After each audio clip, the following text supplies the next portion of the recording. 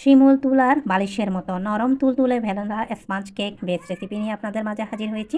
আসসালামু আলাইকুম সুপ্রিয় দর্শক, আজ আপনাদের সাথে দুটি মাত্র ডিম দিয়ে ওভেন ছাড়া শিমুল তুলোর নরম তুলতুলে বালিশের মতো sponge cake base recipe share করছি, তাও আবার ডিমের সাদা অংশ আর হলুদ অংশ আলাদা করে। এই তো এরই মধ্যে আমরা কথা বলতে বলতে রেসিপিতে এসে রুম টেম্পারেচারে থাকা দুটি ডিম আগে আমি বের করে নিয়েছি। অফ স্ক্রিনে দুটি ডিম ভেঙে সাদা অংশ হলুদ অংশ আলাদা করে এবার একটি ইলেকট্রিক বিটারের সাহায্যে মিডিয়াম হাই স্পিডে বিট করে নিচ্ছি 10 থেকে 15 সেকেন্ড পর্যন্ত, ক্লাউডি ভাব আসা পর্যন্ত। যখন দেখা যাবে কিছুটা ক্লাউডি ভাব এসেছে আর অতিরিক্ত সাইজের এয়ার বাবুল মানে বড় সাইজের যে সকল এয়ার বাউল সেগুলো ভেঙে আসবে, তখনই এর মধ্যে দিয়ে দিলাম চিনি অ্যাড করলাম আমি 1/3 কাপের 1 কাপ। আপনারা চাইলে হাফ কাপ মানে 100 গ্রামও অ্যাড করতে পারেন। এখন আমি চিনি দিয়েছি 80 গ্রাম, 1/3 কাপের 1 কাপ মতো। অতিরিক্ত চিনি হলে কেকটা খেতে বাজে লাগবে। এবার আমি মিনিট খানেক মতো বিট করে এরপরে বিটারটা বন্ধ করে চারপাশ থেকে ছড়িয়ে ছিটিয়ে থাকা চিনি, নিচে জমে থাকা চিনি এইভাবে স্প্যাচুলা দিয়ে মাঝে এনে আবারও বিট করব। যদি এই কাজটা করা না হয়, এতে করে আপনাদের চিনিটা সম্পূর্ণভাবে মেল্ট হবে না, আস্ত থেকে যাবে। আপনারা মাঝে মাঝে বিটারটা বন্ধ করে চারপাশে ছড়িয়ে ছিটিয়ে থাকা চিনি মাঝে এনে অবশ্যই কয়েকবার এই কাজটা করবেন। তা না হলে আপনাদের কেকটা স্পঞ্জি হবে ঠিকই, কিন্তু উপরে ভেজা ভেজা থাকবে পরবর্তী সময়ে, অন্যথায় মাঝখানে শক্ত থাকবে। আবারও এখন বিটাটা আমি বন্ধ করলাম, তারপর একটু ফোমটা চেক করে দেখলাম চিনিটা আস্ত আছে কিনা। আমাদের ক্রিম কিন্তু 80% হওয়ার পরেও এখনও দেখলাম চিনিটা আস্ত আছে, তার জন্য আমার কিন্তু আবারও বিট করতে হবে। কিন্তু শুকনো উপকরণ মেশানোর জন্য বিটার যখন আমি বন্ধ করেছিলাম ওই সময় পারফেক্ট ছিল আমাদের ডিমের ফোমটা। কিন্তু যদি আমরা চিনিটা সম্পূর্ণ মেল্ট না করি বা মেক শিওর না হয়, সেক্ষেত্রে কিন্তু আমাদের পরবর্তী সময়ে কেকটা পারফেক্ট হবে না। তার জন্য আরও কিছু সময় বিট করতে হলো, যার ফলে আমাদের এই যে দেখতে পাচ্ছেন আমাদের ডিমের ফোমটা কিছুটা ঘাড়ো বা থকথকে ঘন হয়ে গিয়েছে।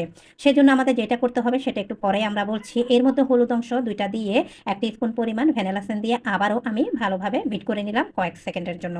এখন দেখুন আমাদের ডিমের ফোমটা পারফেক্টভাবে রেডি ঠিকই, কিন্তু দেখা গেল অনেকটা ঘন, ডিমের ফোমটা ভারী হয়ে এসেছে। সেজন্য আমাদের যেটা করতে হবে, যখন আমরা এক শুকনো উপকরণ অ্যাড করব, এর পাশাপাশি অ্যাড করতে করতে শুকনো উপকরণ আপনাদের সাথে শেয়ার করছি। ডিমের ফোম ভারী হলে আমাদের কি করতে হবে, হাফ কাপ পরিমাণ ময়দা, হাফ টেবিল চামচ পরিমাণ দিয়ে দিলাম কর্নফ্লাওয়ার, হাফ টিস্পুন পরিমাণ বেকিং পাউডার দিয়ে শুকনো উপকরণ ভালোভাবে চেলে নিচ্ছি। চেলে এবার মিশিয়ে নিচ্ছি। মিশিয়ে নেওয়ার ক্ষেত্রে আরও একটি খুব গুরুত্বপূর্ণ বা ইম্পর্টেন্ট টিপস হচ্ছে, আপনারা মিশিয়ে নেওয়ার সময় খুব বেশি স্লোলি মেশাতে যাবেন না, এতে করে ডিমের ফোমটা ডেবে যাবে, ফলে কেকটা আপনাদের চুপসে যাবে।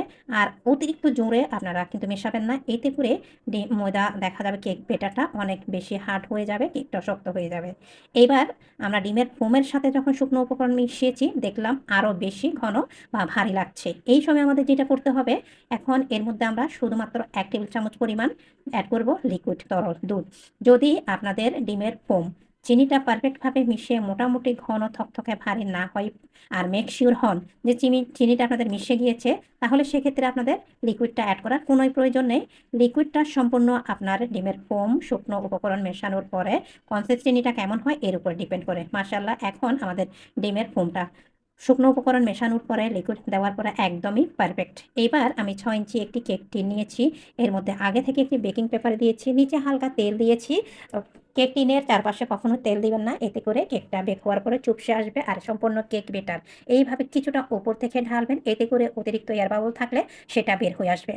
একটা টিপস, এবার আমি টুথপিক দিয়ে ভালোভাবে চারপাশে ফ্ল্যাট করে দিচ্ছি। এখন আরও একটা টিপস শেয়ার করছি, সেটা হচ্ছে আপনার অতিরিক্ত এয়ার বাবল থাকলে সেটা টুথপিক দিয়ে ফ্ল্যাট করলে যেমন বের হয়ে আসবে, ঠিক তেমন কেকটা চারপাশে সমানভাবে ফুলতে সাহায্য করবে। আর রেগুলার একটি সসপ্যান আমি প্রিহিট করে এর মধ্যে তার স্ট্রেনারটা বসিয়ে দিয়ে কেক টিন ব্যাটার সহ বসিয়ে দিয়ে 1 মিনিট হাই হিটে জাল করেছি।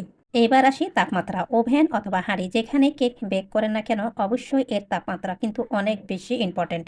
খুব বেশি কিন্তু বড় করে দেওয়া যাবে না, আবার একদম লোতেও কিন্তু চুলার জাল করে দেওয়া যাবে না, ঠিক এইভাবে রাখতে হবে। এইভাবে করে আমি 25 মিনিট বেক করেছি। আর কখনো ভুলবশত কৌতূহলবশত মাঝখানে ওভেনের অথবা হাঁড়ির ঢাকনা উঠিয়ে চেক করবেন না, এতে করে কেকটা চুপসে গেলে বাইরের বাতাস যখন হাঁড়ি বা ওভেনের মধ্যে প্রবেশ করবে কোনোভাবে আপনাদের কেকটা কিন্তু আর ভালো হবে না, চুপসে যাবে। এই তো টুথপিক দিয়ে ক্লিন করে শেয়ার করছি, একদম ক্লিন, তার মানে আমাদের কেকটা একদম পারফেক্টভাবে রেডি।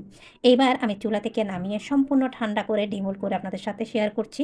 আলহামদুলিল্লাহ, এরই মধ্যে কিন্তু আমাদের একদম শিমুল তুলার বালিশের মতো নরম তুলতুলে ভ্যানিলা স্পঞ্জ কেক। ডিমের সাদা অংশ হলুদ অংশ আলাদা করে একদম তৈরি করে নিলাম। যাদের কাছে ওভেন নেই, ইলেকট্রিক বিটার নেই, তারা হ্যান্ড হুইক্স, কাঁটা চামচ আর চুলার মধ্যে এইভাবে কিন্তু সহজভাবে কেক তৈরি করতে পারেন। কেকটা অফ স্ক্রিনে কেটেও আপনাদের সাথে শেয়ার করছি। যেমন খুশি তেমন হাতে মুঠু করে নিলেও কিন্তু পরবর্তী সময়ে কেকটা আবারও আগের পজিশনে চলে আসে।